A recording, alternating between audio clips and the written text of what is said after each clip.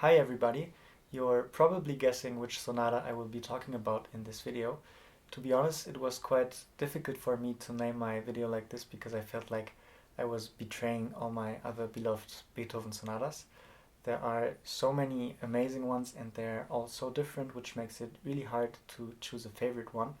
But at this moment in time, maybe because I practiced this sonata for months and because it's such a thrilling experience to play it oneself, and because I took a deep and fascinating look into it, my favorite piano sonata by Beethoven is the Sonata Opus 110 in A flat major.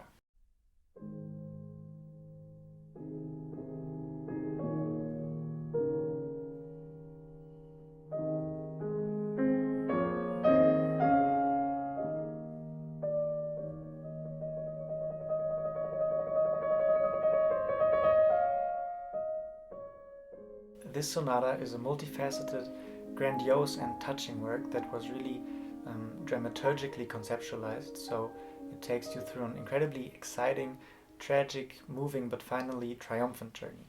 It's really one of the most powerful pieces of music that I know, and I'll try to show you some interesting things about it. I will talk a little bit about the piano sonata as a genre, then I will introduce the Sonata Opus 110 and put it into the context of Beethoven's life and work.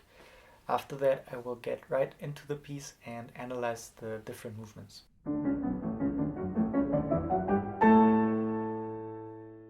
Beethoven's piano sonatas are of course extremely important compositions, not only for pianists who treat them like a Bible, but also for Beethoven's work in general, and since he was so influential, also for the evolution of Western music. Beethoven wrote piano sonatas during his entire life as a composer. His first official sonata was published when he was around 24, and the last one when he was 51, 6 years before he died in 1827. So through these piano sonatas you can really discover the evolution of Beethoven's music. The piano sonata was a rather intimate genre and Beethoven composed freely and experimentally in it. The fact that he was an astonishing pianist and improviser helped, of course. The sonatas are really like a kind of personal musical diary of his. Often Beethoven solved compositional problems or experimented with new ideas in his piano sonatas, and that later helped him for works of other genres like the string quartet or the symphony.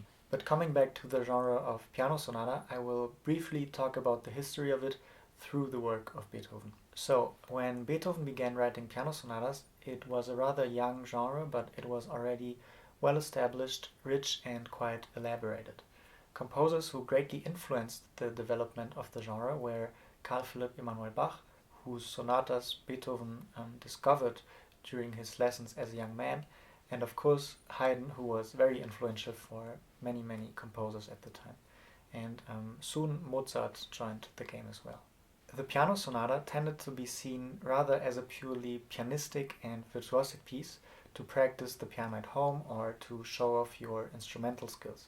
But through composers like Carl Philipp Emanuel Bach, Haydn, Mozart and later Beethoven, the genre developed into a more important, serious, expressive and, so to say, noble genre like the string quartet and the symphony, which were the main instrumental genres at the time. The piano sonata, being a more intimate, private genre, like I said, was a more variable type of composition, treated individually by different composers. And by that I mean that although there were a few general guidelines, composers were quite free in choosing things like the amount of movements, the tempi, the key and time signatures, and so on. On the other hand, one thing that all the composers did was using the sonata form. And now before I continue, I have to make sure everyone knows what the sonata form is. Most of you watching will probably know what it is more or less, but for those who don't or who forgot, I will quickly show a graphic which explains it and you can pause the video. And of course there are lots of information on the internet that you can look up as well.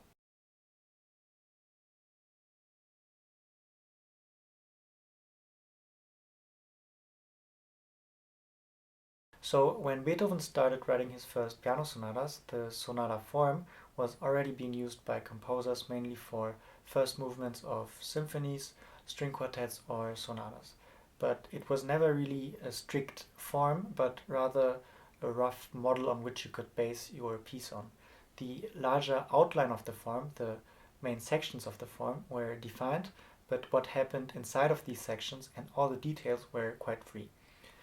Exposition, development, and reprise had their clear functions, but it was free, for example, how long the different sections were, what harmonic progressions you would compose, how many thematic ideas you would present, and so on.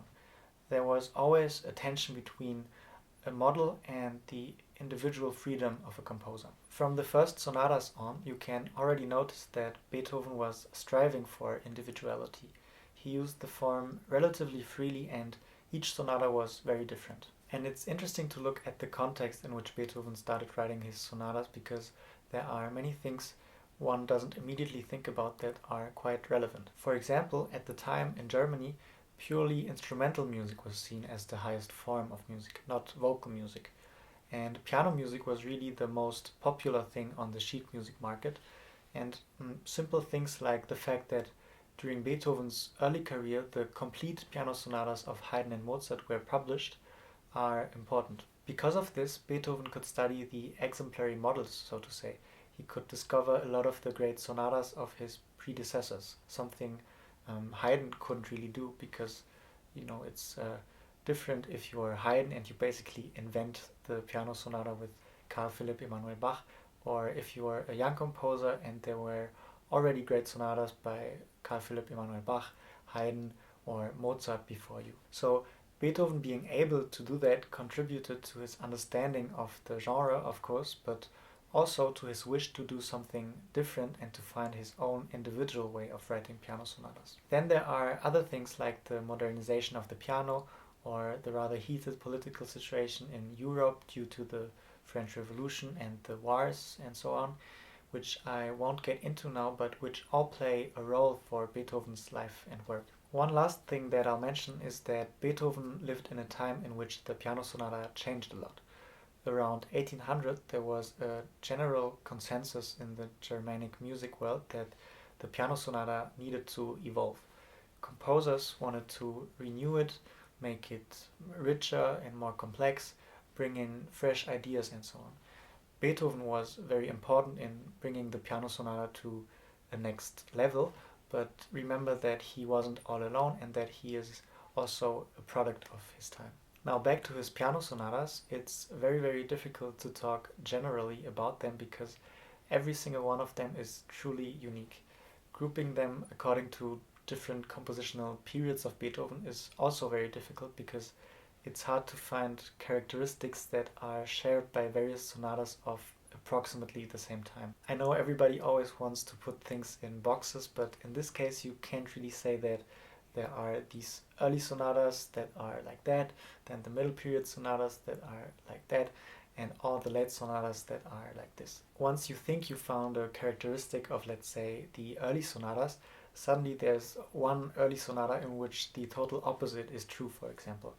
It's not a steady linear evolution like the first sonatas were rather simple and traditional, and step by step, sonata by sonata, Beethoven made them more complex and modern. There are early sonatas that are quite classical, and there are early sonatas which are very experimental, or both at the same time. There are middle period sonatas which are very forward looking in one way and rather backwards looking in another way.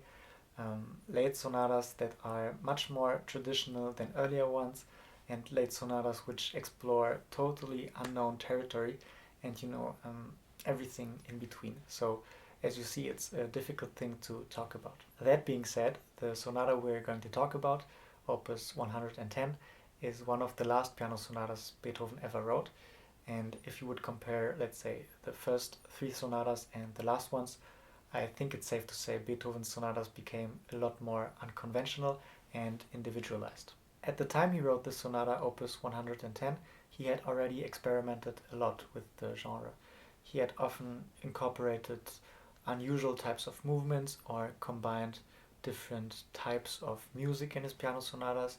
He had explored new formal concepts or new sound possibilities on the piano. He elaborated the thematic and motivic structures and cohesion and much more. Beethoven had turned the piano sonata into a genre that was deep, grand, modern, virtuosic, complex and poetic all at the same time. The piano sonata really evolved with him. The later development of the romantic piano sonatas, but also piano writing in general of Schubert, Schumann or Brahms, for example, is unimaginable without Beethoven. And now let's talk a bit about the background of the Sonata Opus 110.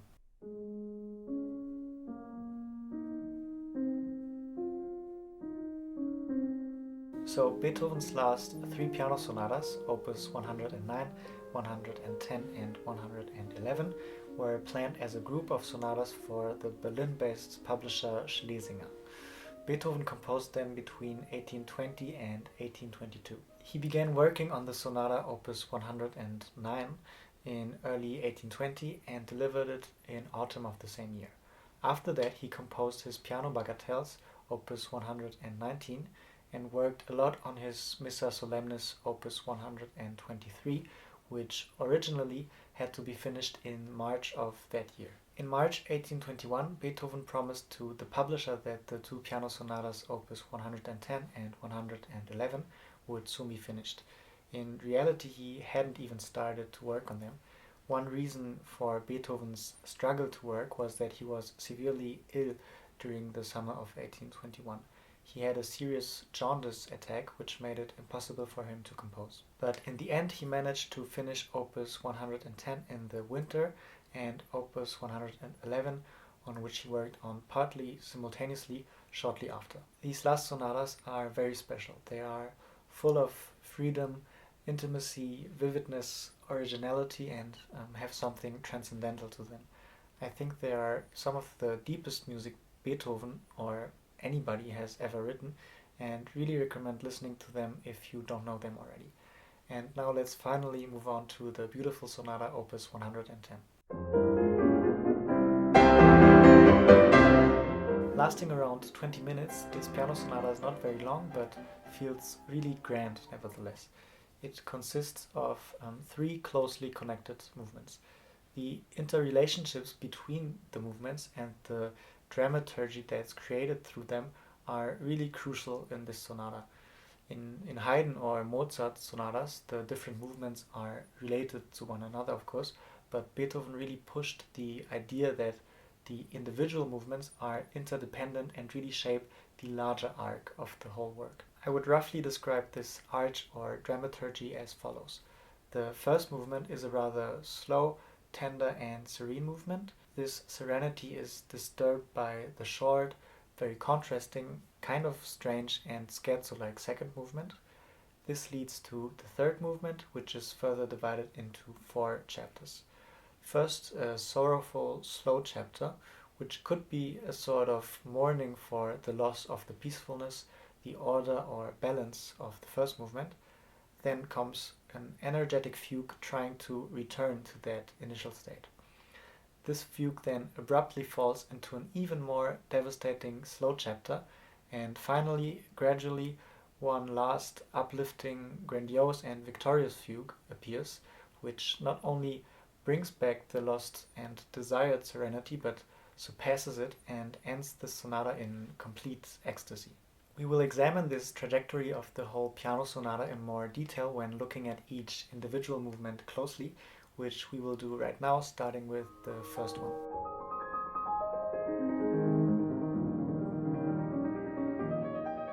The opening movement is, like I said, a rather calm, peaceful, warm and beautiful movement.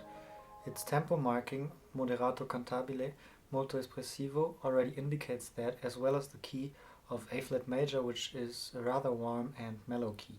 As usual for first movements, its form is a sonata form. We have an exposition, a short development and a reprise with a very interesting twist. What's interesting as well is that this movement is made out of very distinct materials that stay relatively unchanged but are combined in various ways so that they appear in new constellations.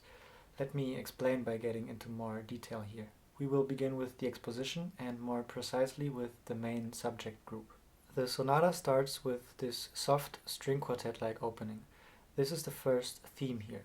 We have four voices playing in the same rhythm, so it's a homophonic beginning. It's very chorale-like. The most important aspect of this serene theme is its rhythm, which will make it very recognizable during the development of this movement.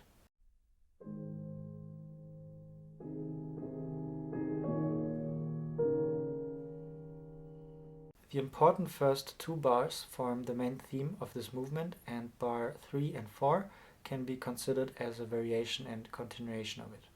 These four opening bars make the first section of the main subject group.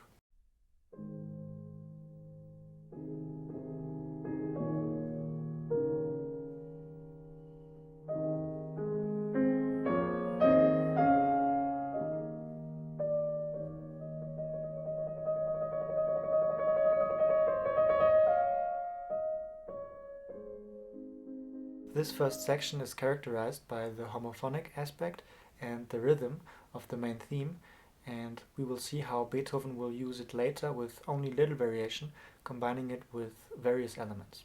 Now, before we move on to the next section, there's one important thing about the first theme we can't overlook. Let's examine the beginning of the melody by looking at the upper voice.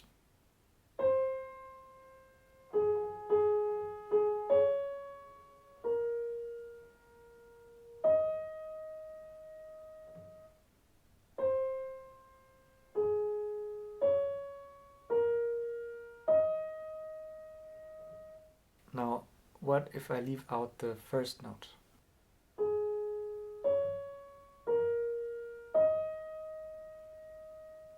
And if you know this sonata, you will recognize that this is the theme of the fugue of the third movement. The outline of this first main theme has the fugue theme hidden in it. So it's really all connected, and since the final fugue is truly the absolute goal of this sonata, hiding the fugue theme in this very first theme reinforces the feeling of necessity of the whole process of this sonata. This starting point in the first movement is the serenity that will be lost later.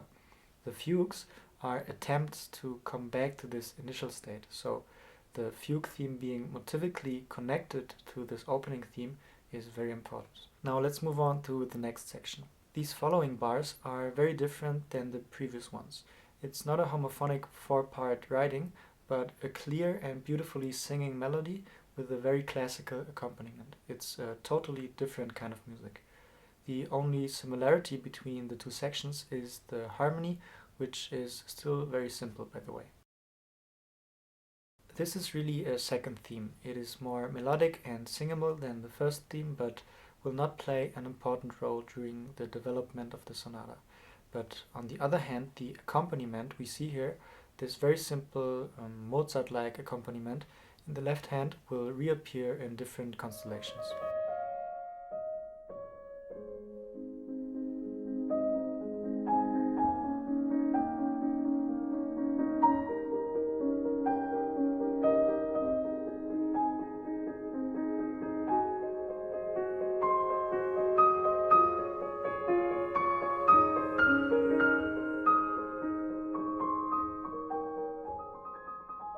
So these bars form the second section of the main subject group. It is characterized by a singing melody with simple and very recognizable accompaniment. Moving on to the third section, which is again very different. It's kind of the end point of this main subject group. It feels like the place where we wanted to arrive. Here we don't have thematic material anymore, but instead these pianistic, virtuosic figurations appear and create this sparkling, warm, and bright overall sound texture. And this section sort of feels like a flourishing of some kind when it appears because of these rapid figurations which are to be played lightly and wander through the whole keyboard. Here again, the harmony is the connecting element between the different sections. It is basically identical to the harmony we had before.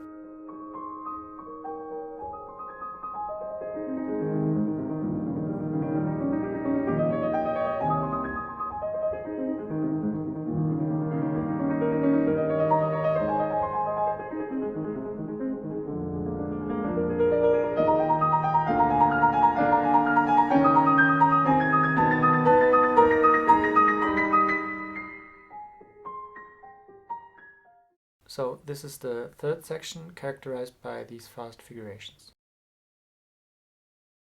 As we saw, the first subject group already contains 3 distinct sections with different kinds of music in them.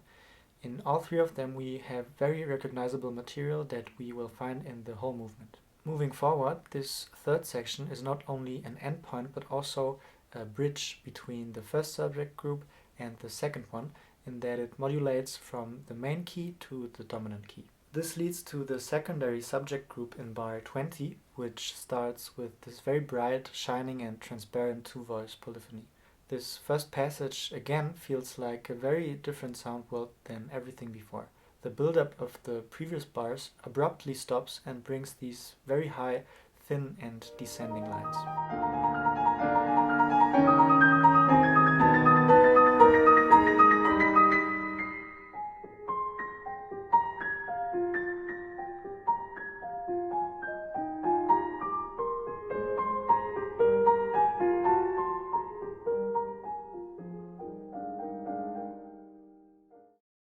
These get denser and lead to yet another different section.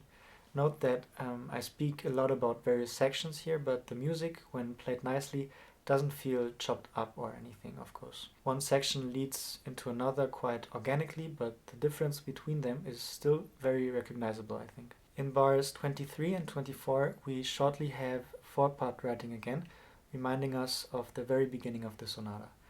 This leads to this chain of trills in which both hands get further and further away from each other, expanding the register. The tension increases and finally leads to this low E flat, the dominant of A flat, and this feels like we are finally fully in the new key of the dominant.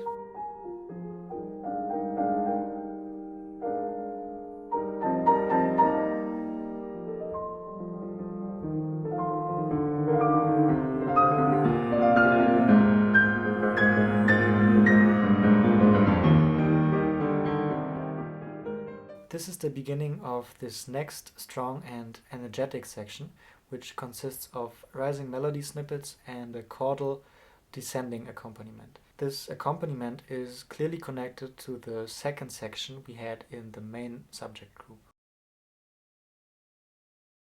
The right hand gets higher and higher and creates this wide space between the left hand until it reaches its high point with this C, where the section ends and we return to a narrower register and to a 4-part writing similar to the beginning.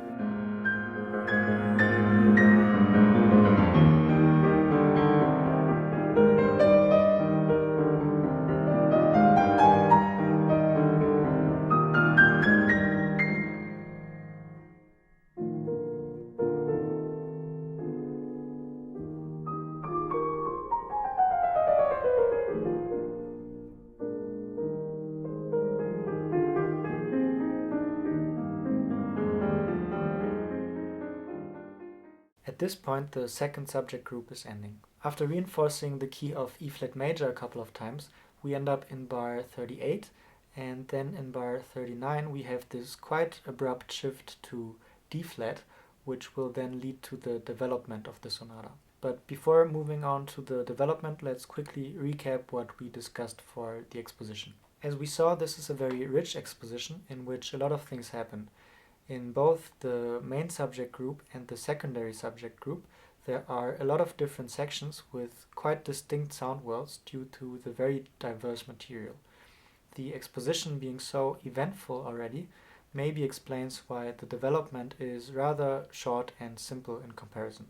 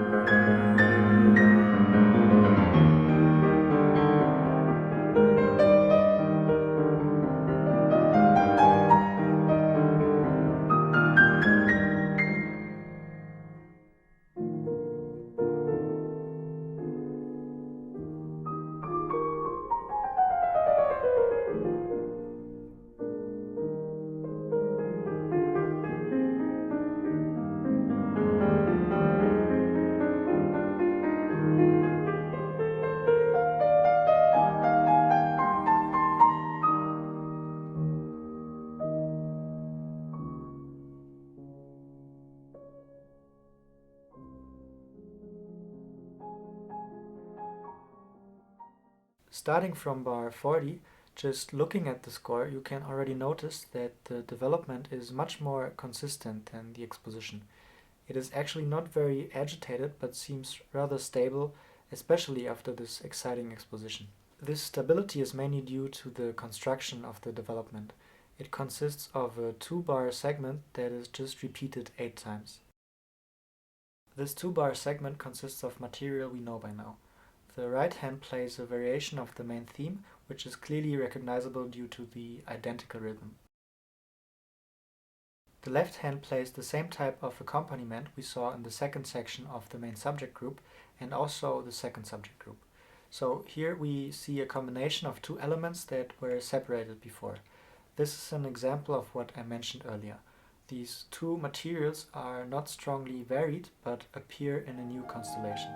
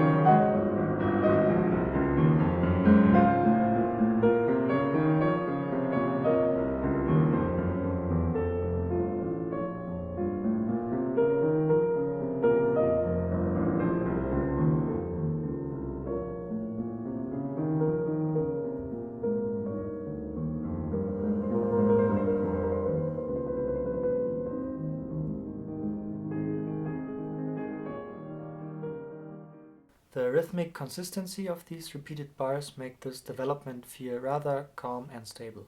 Furthermore, there is the soft and almost unchanging dynamic and the slowly descending movement of the melody. The only real motion happening during the development is harmonic, and even that is not turbulent at all, but rather simple. So there is a feeling of relative stability during this short development, which is interesting because in most sonatas the development is where the movement and excitement happens. This can be explained by the already eventful exposition, as I said, and also by the reprise, which is very special, as we will see now. The moment in which the reprise begins is always an important moment in a sonata, especially with Beethoven. It's the goal at which the development aims at and leads to. In this case, although the development is quite static, the reprise moment is still important. It comes a bit as a surprise. After many repetitions of this 2-bar pattern, the descending melody and the darkening harmony, the reprise is quite suddenly introduced by these trills in bar 55. The reprise then feels like a revivifying.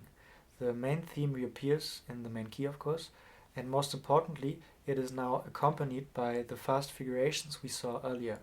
This is again a new combination of material that was exposed at the beginning. It shows both elements in a new light. The theme gets more energy and life through the figurative accompaniment.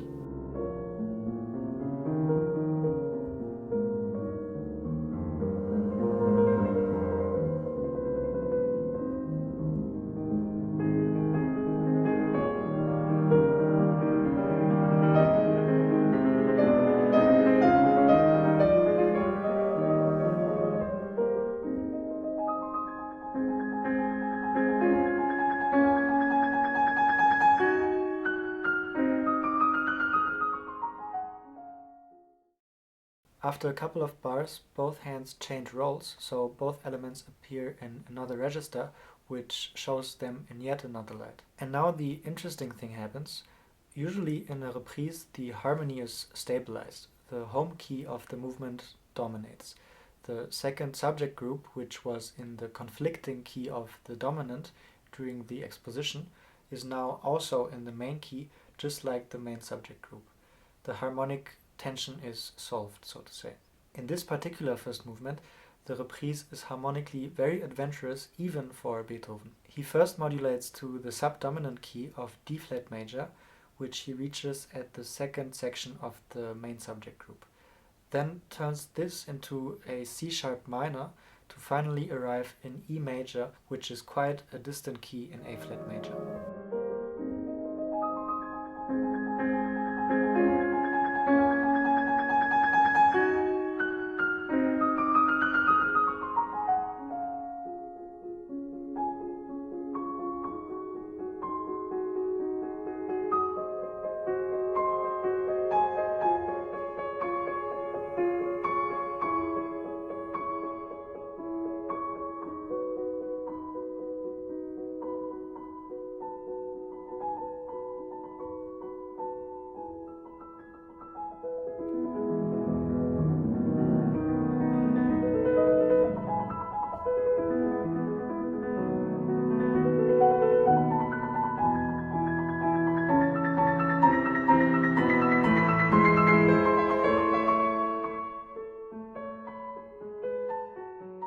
The third section of the main subject group, the figurations, now appear in this new key, which again gives them a new color.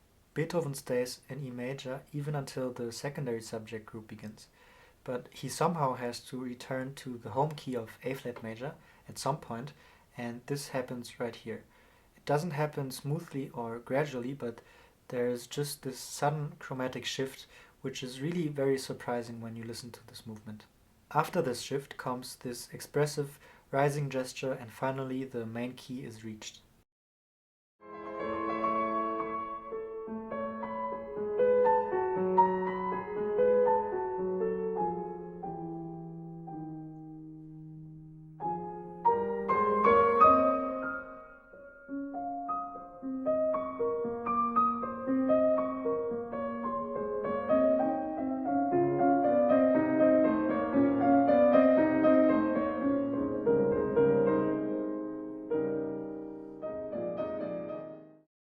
It's very interesting that the reprise is so remarkable.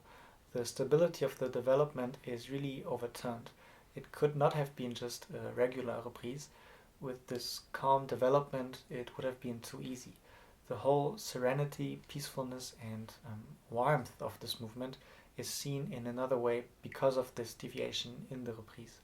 For me, it's as if the strong shifts of character and mood that will occur later in the sonata are hinted at through this. There's something not quite right.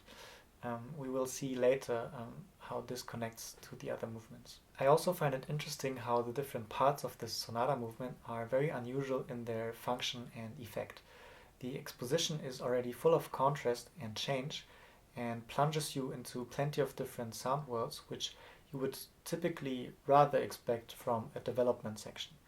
On the other hand, this development is quite stable and doesn't develop anything really. Where movement was expected, the music stands still more or less. And then finally in the reprise, where normally a conflict should be resolved and everything should be ordered, so to say, here there are these strange movements that make you question everything that happened before. So Beethoven really plays with the usual characteristics of each sections of a sonata form, as well as the expectation of the listener. Now let's quickly finish with this first movement and move on to the next one. Of course, finally the different subjects of the secondary subject group now appear in the main key of A flat major and stabilize this tonality.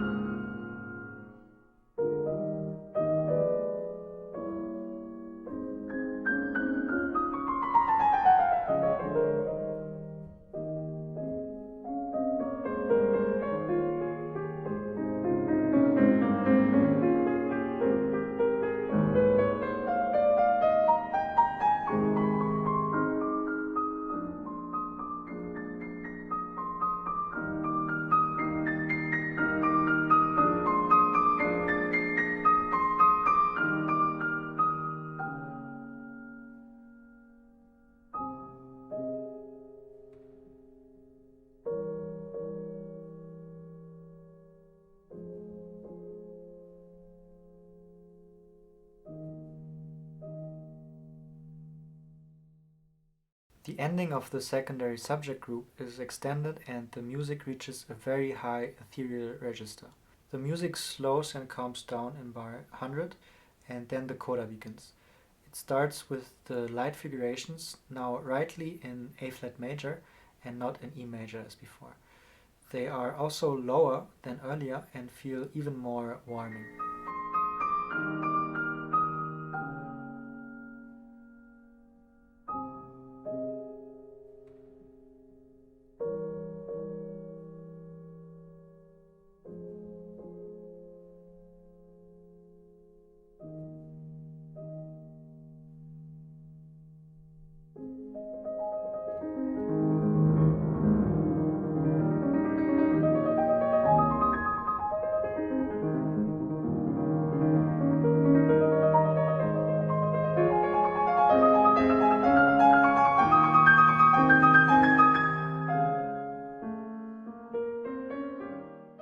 This figurative section leads to the last section, which brings us back to the main theme.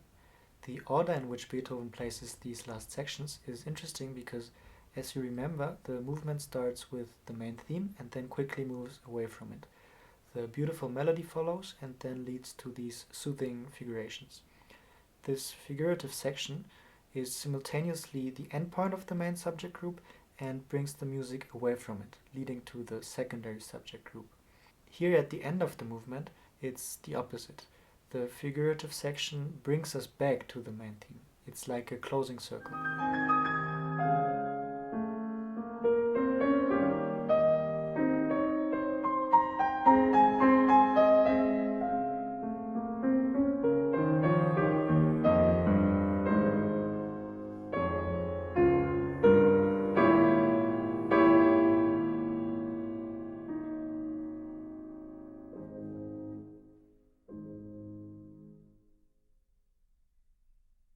As you see, the main theme appears in the left hand, but it is varied and embellished by other voices. This makes it appear a bit more blurry and distant, like an afterglow of the theme, looking back at the beginning and ending at the same time.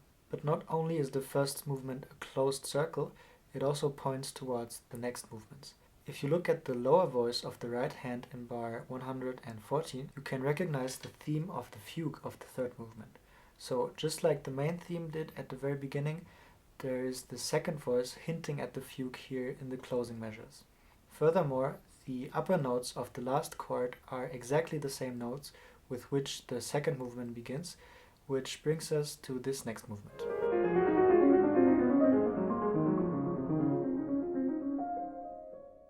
The second movement is a complete contrast to the first one.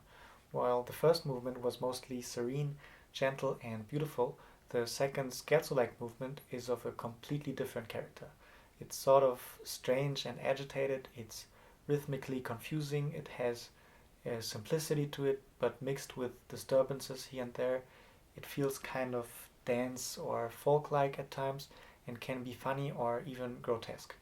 I'm actually not sure how I would describe this movement yet. It's quite difficult. Also, just the type of music to which this movement alludes to is contrasting.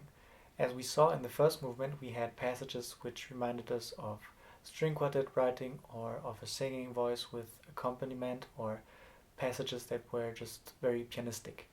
This second movement begins with music of a totally different world, one that reminds us of dance or folk songs. It definitely is a big contrast to the first movement.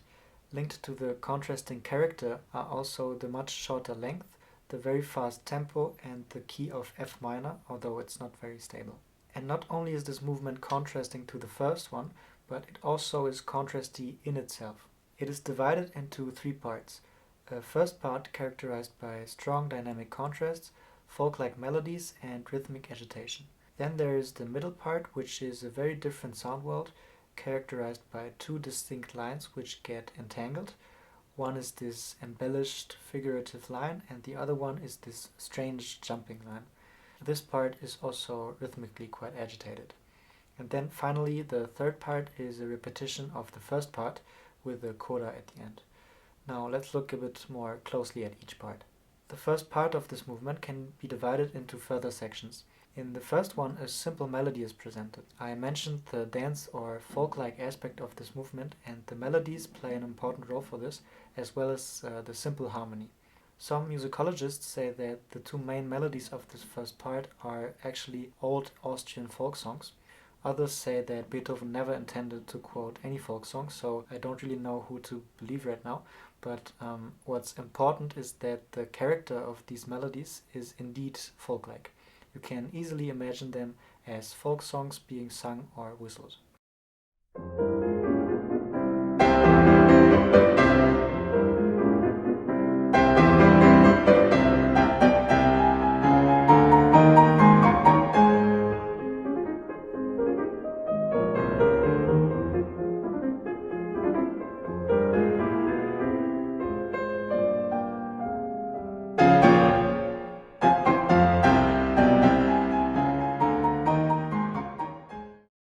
Now let's go back to the first section of this first part.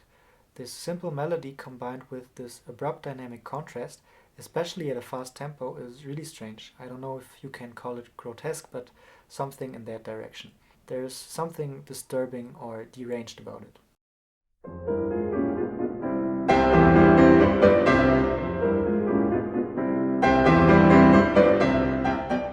By the way, this first melody can be connected to the descending line we had in the fourth bar of the first movement. And it's just a descending scale, but I think you could still make the connection. Especially because there are already various things that can be traced back to it in the first movement. For example, the exact same line reappears just before the coda begins, which is quite an important moment.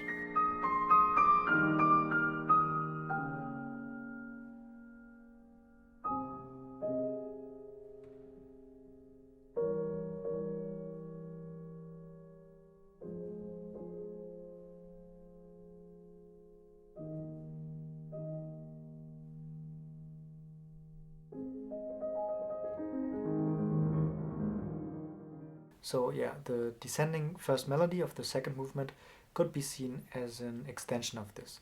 We will later see how this descending line reappears in the third movement as well. Moving forward, the next section keeps the strong dynamic and is full of syncopation and accents, which create rhythmic and metric agitation.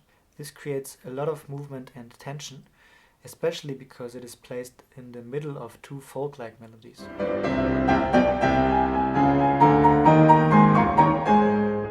The second folk-like melody starts out a bit mellower than the first one, but finally leads to this abrupt and surprising fortissimo in bar 36. This little outburst is again kind of inadequate or disproportionate and makes this passage sound strange. In fact, this moment is so out of place that it needs two suspenseful bars of silence afterwards for the music to continue.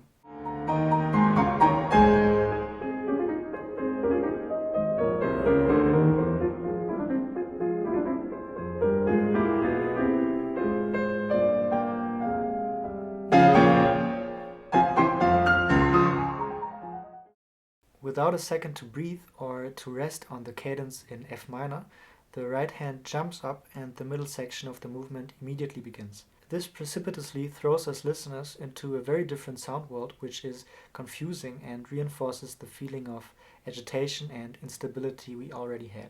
As I said earlier, this new section consists of two very different lines going in contrary motion. The upper voice rapidly strolls down and the lower voice jumps up. Both movements are kind of confusing. The higher voice has this unpredictable feeling motion. You never know if it will go up or down or when it suddenly jumps up. And the left hand has these weird kind of jumps.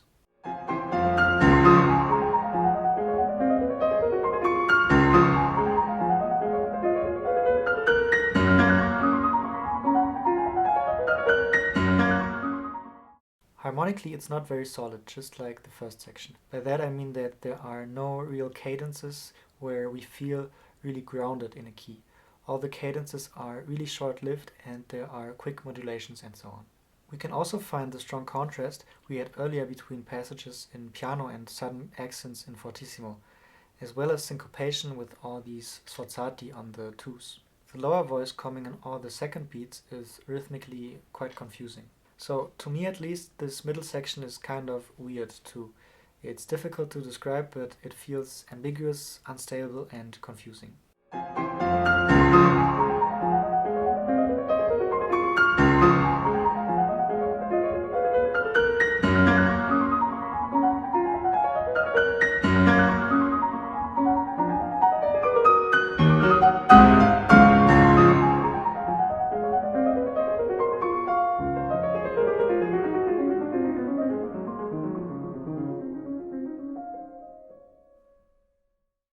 After the music of this middle section calms down and fades away, the first section gets repeated. It is almost identical. A small but quite effective variation is the ritardando in bar 104, which makes the surprise of the forte even stronger.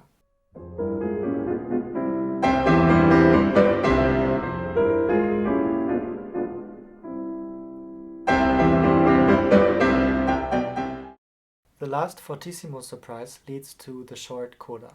It consists of firm chords separated by rests. To me, these chords feel like a forceful attempt to bring order to this chaotic movement. It's the first time we have a cadence that leads to a really full F minor chord. The pauses in between the chords reinforce this feeling of effort to bring this music to a conclusion. The cadence continues, but then as the dynamic decreases, we surprisingly end in F major instead of F minor. This F major chord in piano is also joined by this rising gesture in the left hand played with the pedal and ritardando. All of this creates this ambiguous ending which doesn't feel like one at all. It's very much open-ended, which confirms the overall unstable and ambiguous character of the whole movement. In addition to that, this F major chord at the end also serves as a bridge to the third movement. F major becomes the dominant of B flat minor, in which the next movement begins. So, as you already saw at the end of the first movement, the endings are really composed so that the movements can flow into each other, which reinforces the sense of a larger dramaturgy spanning over the whole sonata.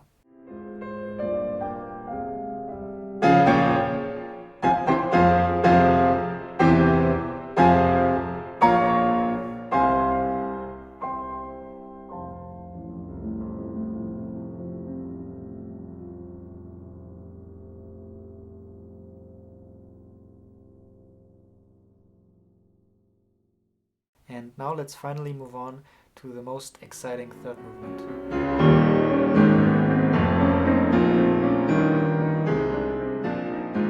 So the third movement is really the heart of this sonata.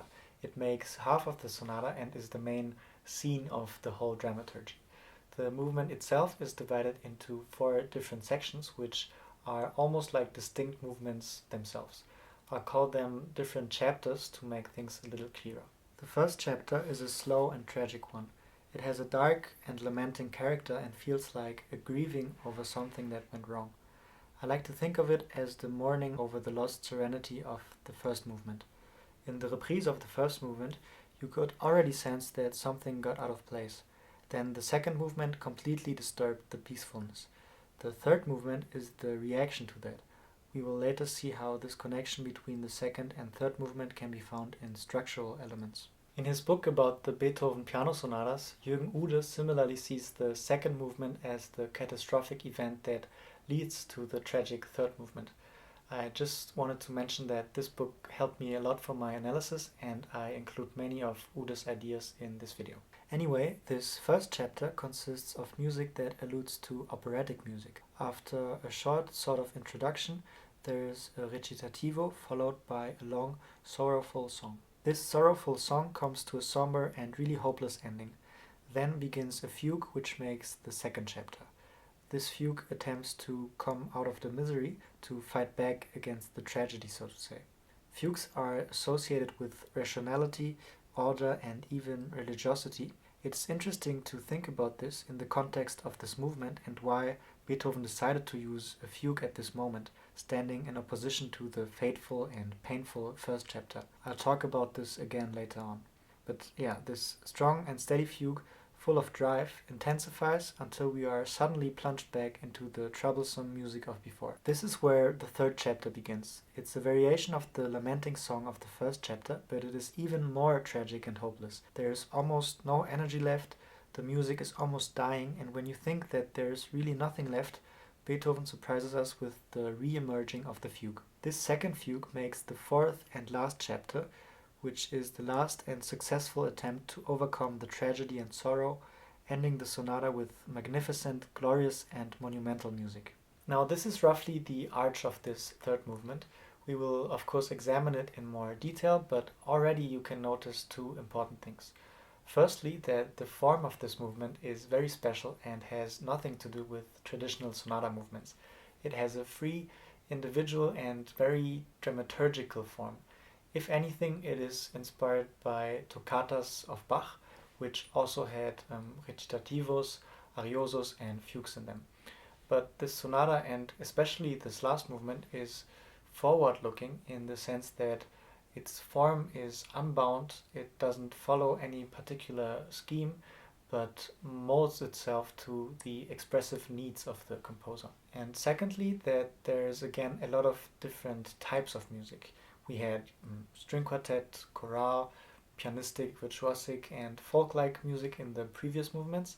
Now we have music reminding us of opera, and then there is a fugue. So this sonata is really a colorful mix of various kinds of music while still being very unified. And now we can look a bit closer at each of the chapters of the third movement.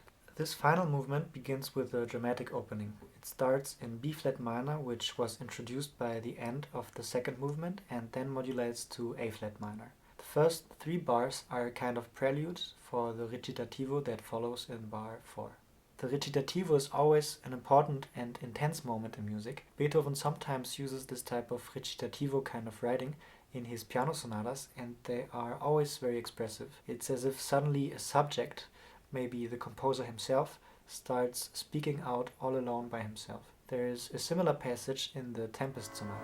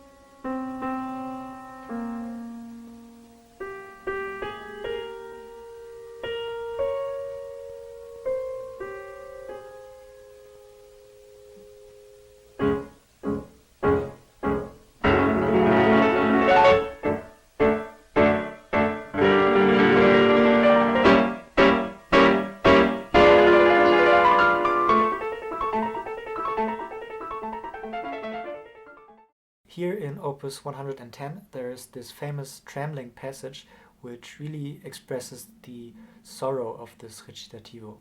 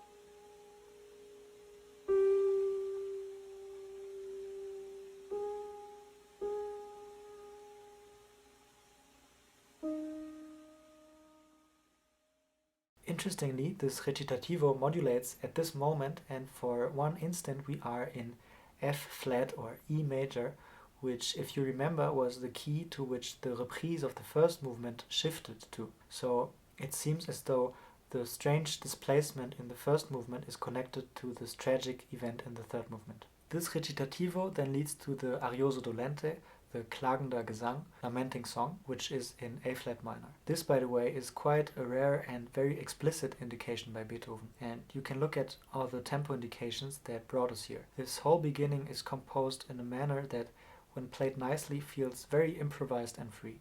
The lamenting song consists obviously of a singing upper voice and accompanying chords. This doesn't change throughout the whole thing, which makes it more uniform than the previous bars. It is very flowing and one doesn't perceive cuts or anything. This is largely due to the constant accompaniment.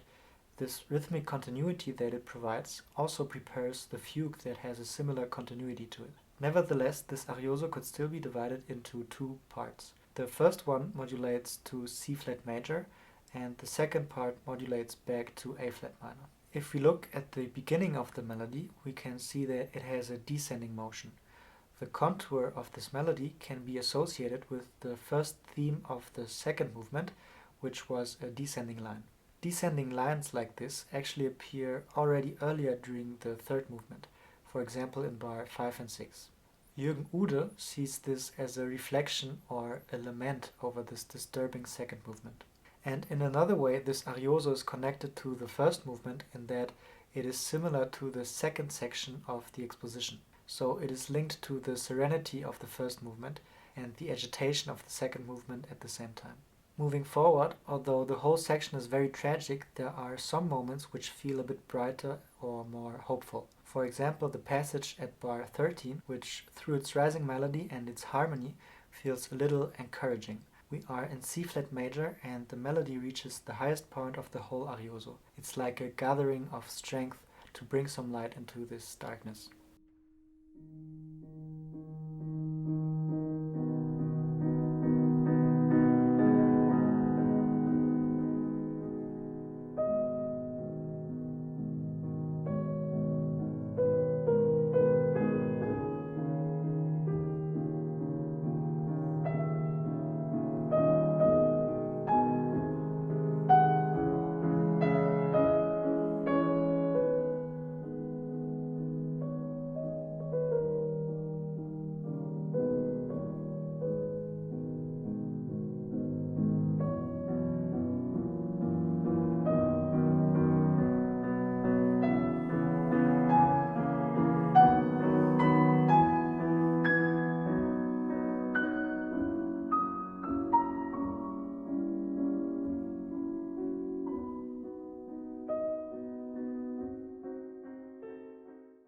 But this glimpse of hope is very short-lived. The harmony turns somber again, the melody slowly descends to its low point, all the hope and strength really gets lost. Notice how in bar 18 the beginning melody of the arioso is recycled, so to say. The exact same melody is repeated, but through the different harmonic and rhythmic, or rather metric context, it appears differently.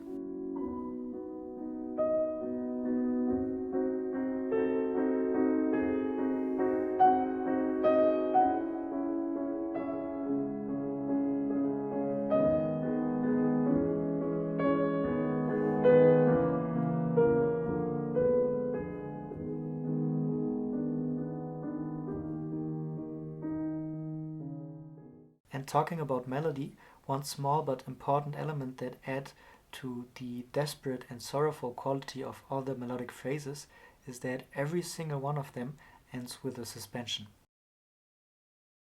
Moving on, in bar 21, this mournful chromatic motif appears in one of the middle voices and creates these harsh dissonances. The arioso then slowly ends in real desperation and helplessness. With their unison and their rhythm, the last notes prepare the upcoming fugue.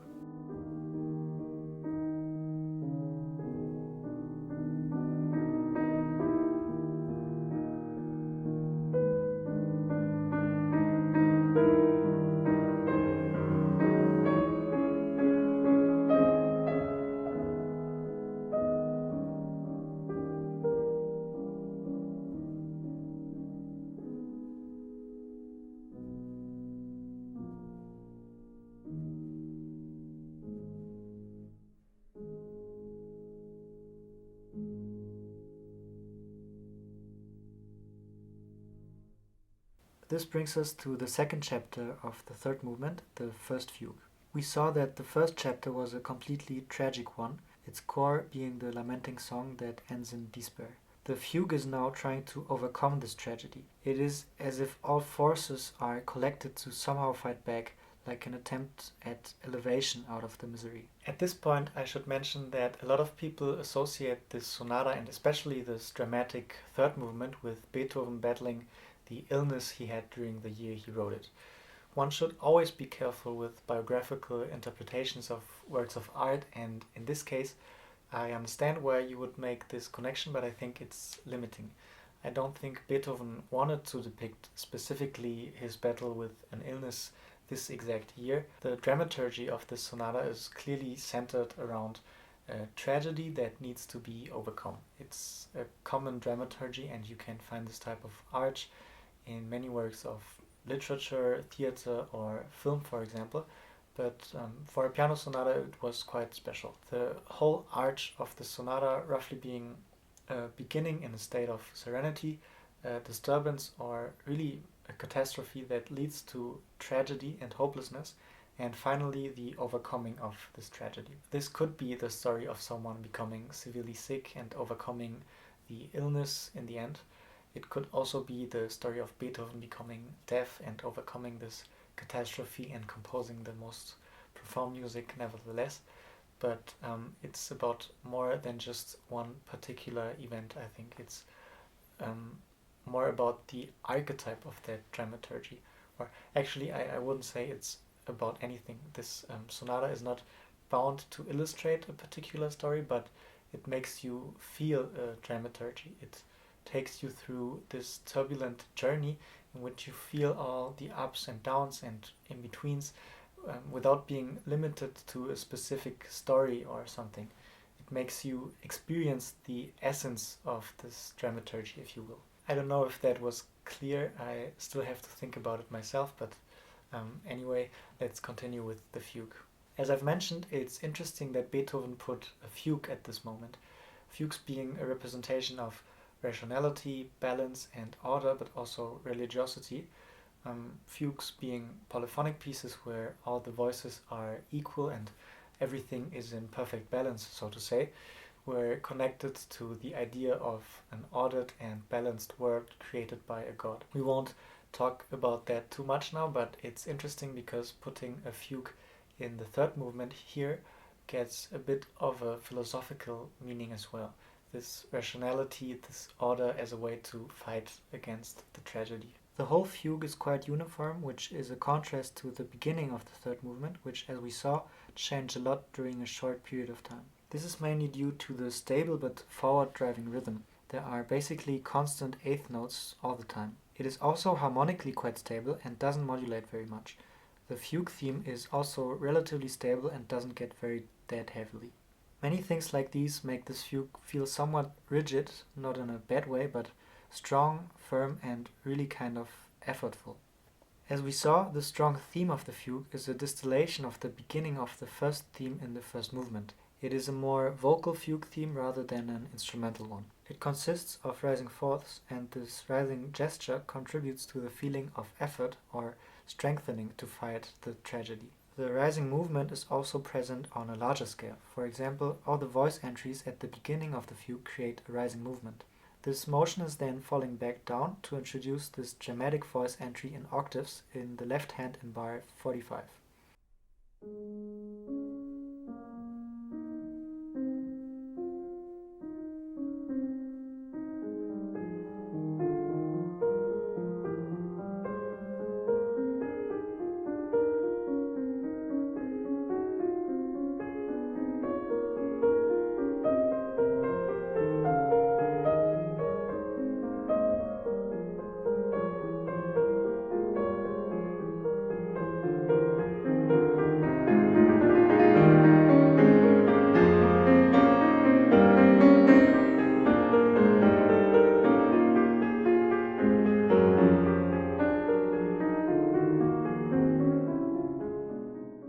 The music slowly starts rising again around the voice entry in bar 62 and now gets higher than before.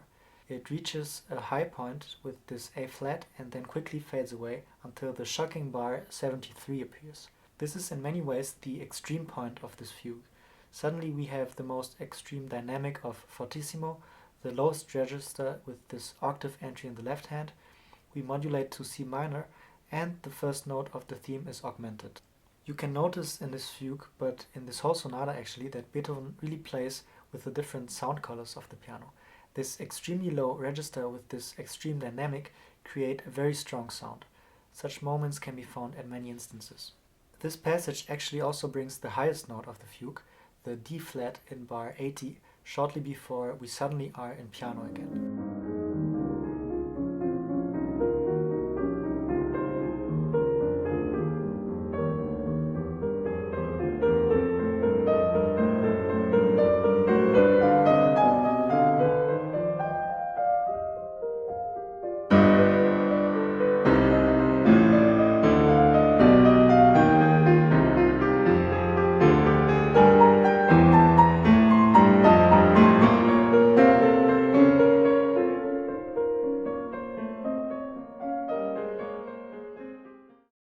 As we saw, these strong contrasts are very important in this sonata. Beethoven continues with dynamic contrasts in the following passage by alternating bars in forte and in piano. He specifically didn't write a decrescendo or a crescendo to accentuate this contrast. The fugue then calms down a bit, but continues with its steady motion. In bar 91 we have a little stretta, so the soprano starts with the theme and the tenor joins in without waiting for the soprano to finish the theme.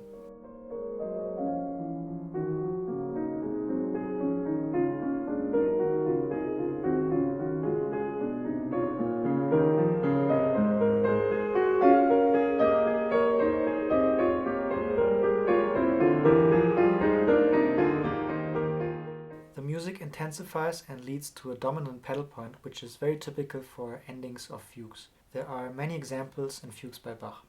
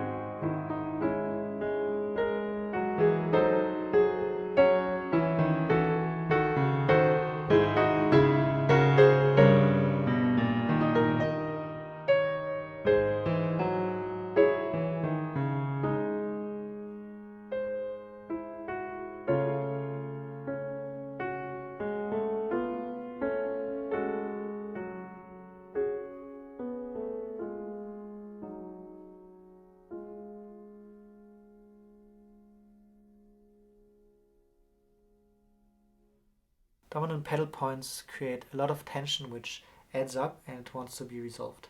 When it is then finally resolved, it creates an even more fulfilling feeling of resolution.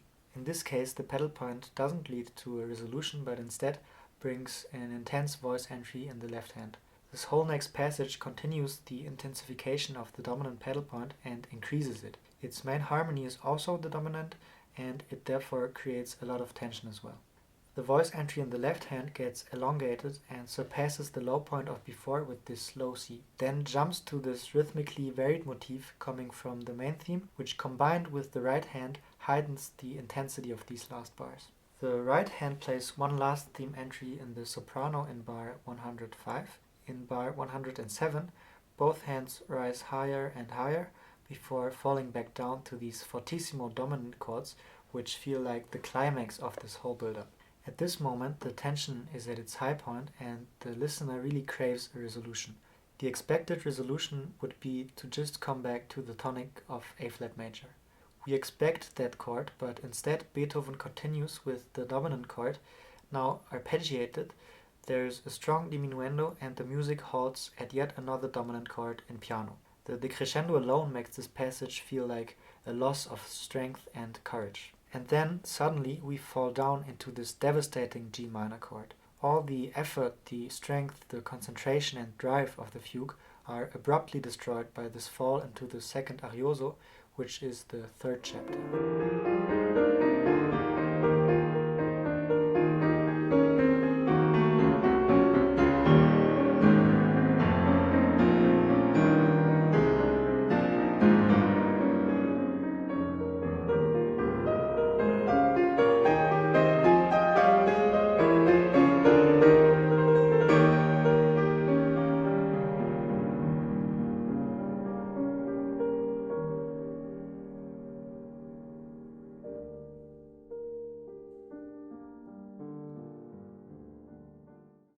It is a variation of the Arioso dolente, the lamenting song we heard earlier. The chromatic descent from A flat minor to G minor indicates the fall into an even darker, more bitter, tragic and hopeless place. This chromatic shift reminds us of the important chromatic shift in the reprise of the first movement as well. If you remember, this shift happened from G sharp to G natural. This is interesting because it is the same as A flat to G natural, which is the harmonic disposition of the two ariosos. The first one was in A flat minor, and after the fugue, the second one falls down to G minor. So, looking back at this strange moment, we can say that it really is crucial and points towards the most tragic moment of the whole sonata, which is this fall into the second arioso. The indication Beethoven gives is really telling. Ermattet, klagend, which means exhausted and lamenting, and then in Italian, losing strength and sorrowful. The second arioso is even more tragic than the first one, which says a lot. You can really feel that there's no vitality, energy, or hope left. This is due to many reasons. First of all, the tonality of G minor, as I said. Then maybe the most touching variation in this arioso is the addition of all these little sighs and pauses in the melody. This creates the effect of an extremely weakened or even sobbing singer who sings this lament. Look at all the sigh motifs and pauses we already have in the first 4 bars.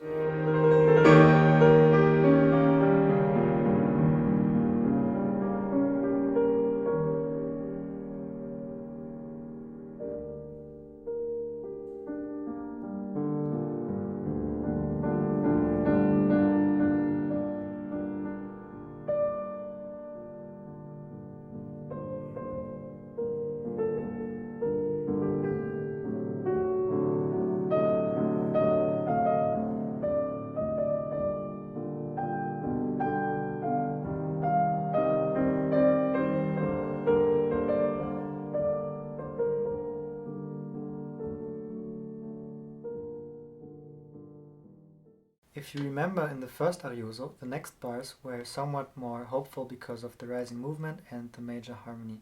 We have a parallel passage in the same bars of the second arioso, but through these short pauses alone, it sounds much more dramatic, weak and draining.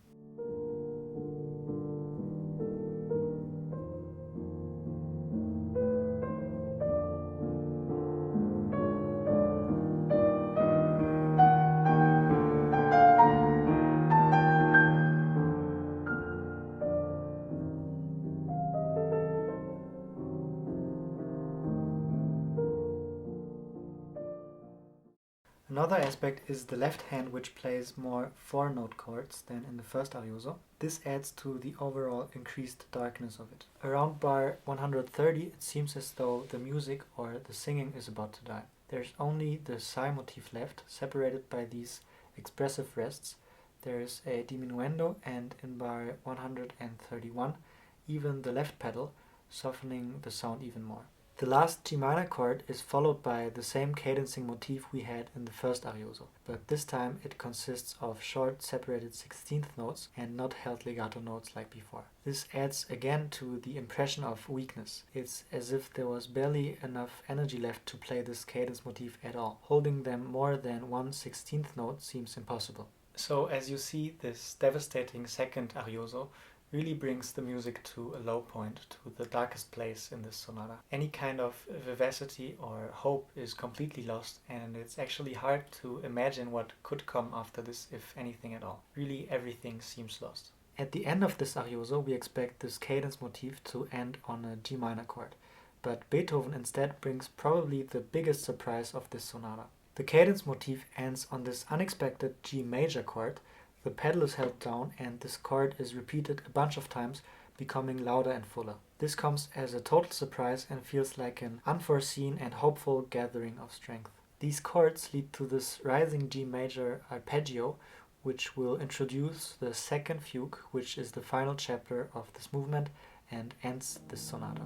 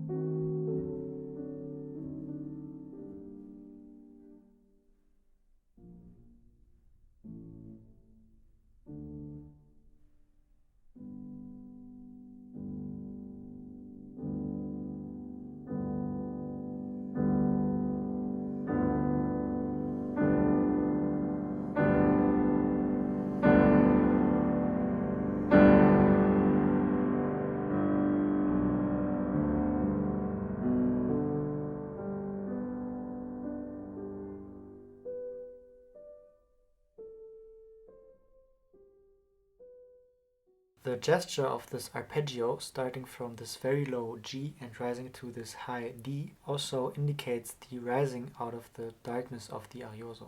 Just like the first chapter in A-flat minor led to the second chapter in A-flat major, here we had the third chapter in G minor, which now leads to the fourth chapter in G major. Although we had this sudden amass of strength, the journey is not over yet. The final fugue begins softly and kind of hesitantly. This is also evident in Beethoven's indications, nach und nach wieder auflebend, so gradually more lively. The tragic second arioso was so disconcerting that everything is out of place. Of course, the harmony is shifted, we are in G major, although the sonata is in A-flat major. And also the fugue theme is now inverted, so this fugue starts cautiously in G major with this inverted fugue theme, and the goal of this last fugue will be to return to the regular fugue theme and most importantly to the main key of A-flat major. In addition to that, we will see how Beethoven dissolves the fugue in this final chapter and brings this music to a triumphal and ecstatic ending. This second fugue is the final effort to overcome the tragedy happening in the first and third chapter. Since the first fugue wasn't successful, this one needs more concentration, more effort. One aspect that shows this is that this fugue uses much more complex polyphonic techniques. Let's look at that a little closer. So, after all voices have entered with the inverted theme, the music modulates to C minor. The next theme entry by the soprano already restates the fugue theme in its regular form and is augmented, so it is in longer note values. Below that, we can see that even before the soprano, the lowest voice plays the regular theme but in diminution, so it is in shorter note values. The middle voice immediately follows with a variation of that, and both voices continue playing with this variant of the theme, creating movement. This interplay gets rhythmically more complex, and the last motif cell with these two 16th notes gets more prominent.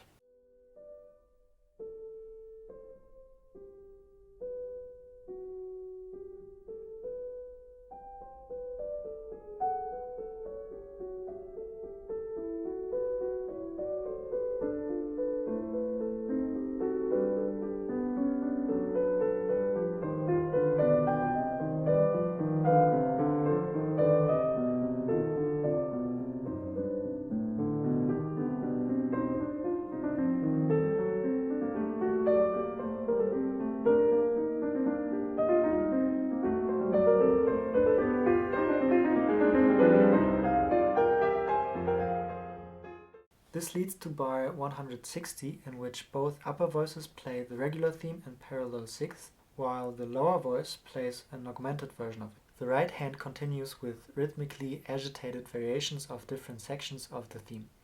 There is a lot of syncopations, creating more tension and movement.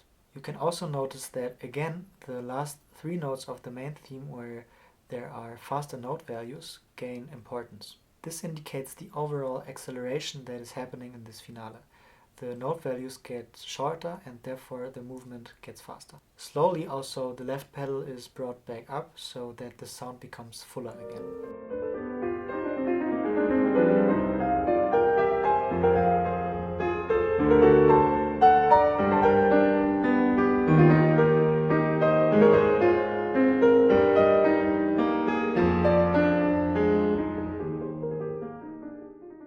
So you can see how gradually the timidly beginning fugue becomes more vivid using all these elaborated contrapuntal techniques. At this point, basically everything stems out of the main fugue theme. This brings us to the second part of this final chapter, which I would describe as a kind of transition. We started out with this inverted fugue, and this second part serves as a transition which will simultaneously bring back and start dissolving the main fugue, and lead to the last parts where the fugue is surpassed, so to say. You will shortly see what I mean. This second part is also marked by the new tempo indication. It is a bit slower, but because of the faster note values, the transition is more or less fluid. You can see how the 16th notes that became more and more prominent before are now dominating. All the voices successively enter with an even faster diminution of the theme. You can also notice how the piano writing gets a bit brighter and lighter and has less of a fugue character. First of all, the faster note values create this brighter and lighter effect, but also the higher register, and most importantly, the fact that there are not really three voices playing together anymore. It slowly becomes more of a two-voice writing. As you can see, there is never a moment where there are really three voices playing together. There are always only two voices sounding at the same time.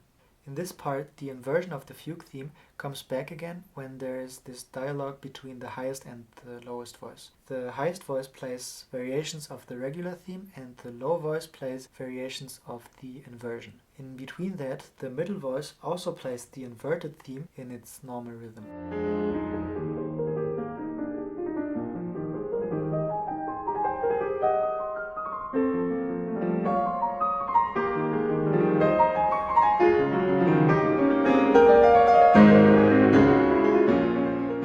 This leads to the important bar 174, where we finally reach the home key of A-flat major again. This is where I would start the third part of this last chapter. The main tonality and the main fugue theme are finally regained. With that comes back all the vivacity, energy, strength and hope that was lost. The highest voice changed direction and plays an inversion now too, before the low voice enters with the regular main theme in octaves, in forte, in its regular form and rhythm, and in the main key of A-flat major. With that we almost get to the final state of two-voice writing. The highest voice disappears and the middle voice plays a figuration that is related to a diminution of the fugue theme, but that now becomes an accompaniment. When the low voice has finished with the theme, another middle voice takes the lead with the theme again. This is the last indication of three voices we have. Here the low register is lagging and the tension increases because of the harmony, the constant fast 16th notes figurations, the sforzati on every second theme note, and the accelerando that most pianists play during this passage because of Beethoven's indication poi a poi più molto.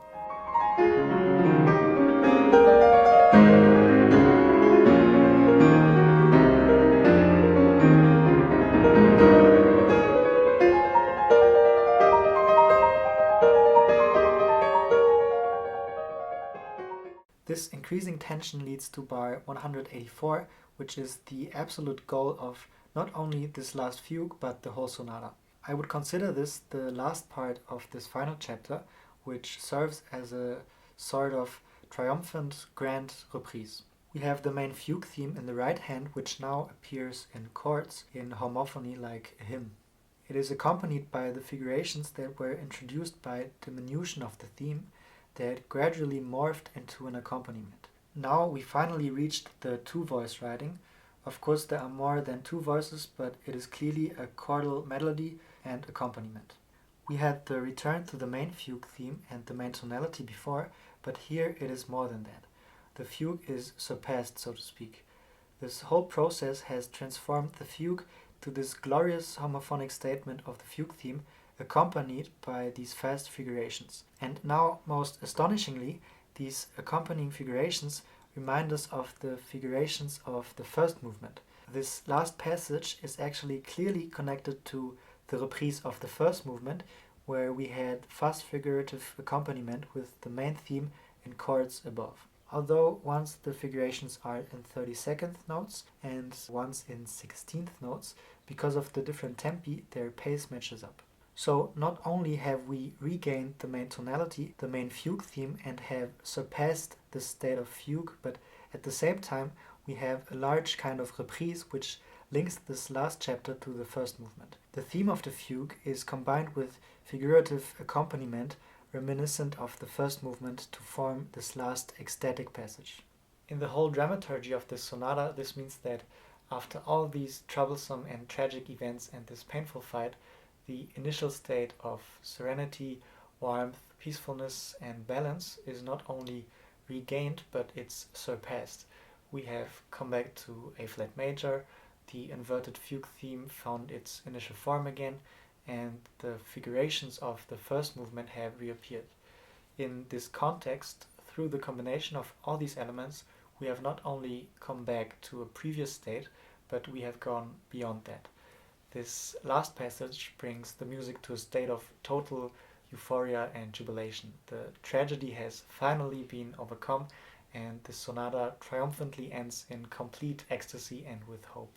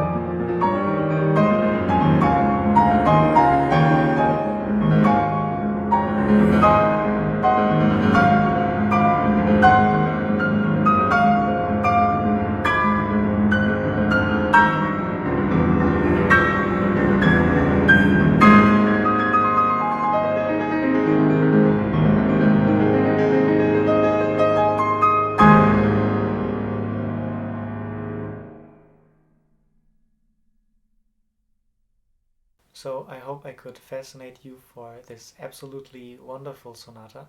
I will shortly recap what we have talked about. We saw how this sonata is really conceptualized as a whole, how there's a dramaturgy overarching all the different movements, which essentially leads to the euphoric finale. This comes with various intricate connections between the movements. We also saw what richness of different types of music this sonata contains. There were folk song-like passages, operatic passages, fugues, and more. One connecting aspect is the vocality of the music. A lot of the music in the sonata is related to singing. I mentioned the folk song, opera, and fugues, but there's also the accompanied singing melodies in the first movement or the lamenting song in the third movement, for example. This richness goes hand in hand with the strong contrasts of this sonata. Not only are there strong contrasts between the different movements, but even inside of them. Finally, we can also see how individualized this piano sonata is. Beethoven did a lot of very special and unusual things in the sonata form of the first movement, for example, but most apparently the third movement is very free and has a highly individual form. Beethoven not only uses the piano sonata as a medium of free individual expression, but he brings the genre to new heights. This level of drama and especially this level of ecstasy at the end is something that wasn't typical for a piano sonata at all at the time. All in all, this fantastic sonata really takes you through an exciting and deeply moving journey. It's one of the most moving, thrilling and captivating pieces of music or even works of art I know, and I would really encourage you to listen to this sonata right now after this video and many times more in the future. If you made it this far into the video, thank you very, very much. It really means a lot to me. If you are still watching, please write a comment and tell me who you are, because it actually really interests me who would watch such a long video of mine. Of course, consider liking and subscribing if you haven't already, and maybe even supporting me on Patreon or buy me a coffee. I work really hard for these videos and would be very thankful for any kind of support. I have tons of ideas for future videos, so stay tuned and see you soon.